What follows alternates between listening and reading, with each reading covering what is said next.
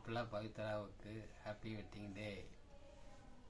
நீ நல்லா ஹாப்பியாக 100 வருஷம் சந்தோஷமாக இருக்கணும்.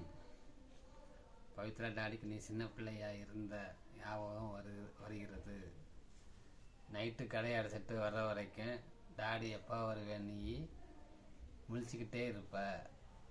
அப்படி என்னைக்காவது நீ ஒரு நாள் தூங்கிட்டேன்னா டாடி வண்டி சத்தம் கேட்டு முழிச்சிருவ. முழிச்சு எந்திரிச்சு ஒடியாந்துருவ. டாடிக்கு சந்தோஷமா இருக்கும்.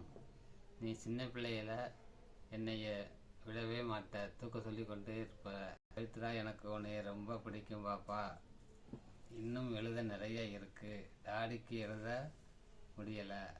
பவித்ரா, நீ எது சாப்பிட்டாலும் வீட்டில் எல்லாத்துக்கும் கொடுத்துட்டு தான் சாப்பிடுவ. உனக்கு சாப்பிட பிடிச்ச பழம் மாம்பழம், பலாப்பழம் ரொம்ப பிடிக்கும் உனக்கு. நீ வீட்டில் இருக்கிறப்ப வீடே கலகலப்பாக இருக்கும்.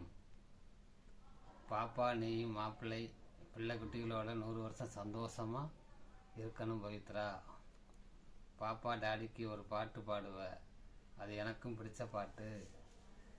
ஓ தாயாக தந்தை மாறும் புது காவியம், ஓ இவள்.